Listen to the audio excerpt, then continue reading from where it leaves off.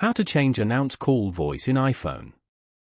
To get started, first of all go ahead and open up the Settings application on your phone. Once you're here, scroll down and tap on Siri.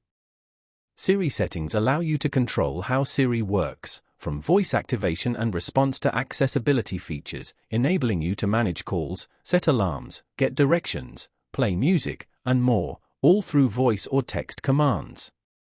On this page, go to the Siri Requests section and tap on Voice. From the Variations options, select a voice. For example, Australian. Wait for it to download. And then, choose a voice type from the voice options below and wait for it to download. This Siri voice will take effect when downloaded. Following these steps, you can easily change announce call voice in iPhone. Thank you for watching. Please leave a like if this tutorial helped you, or leave a comment below if you have any questions related to the video.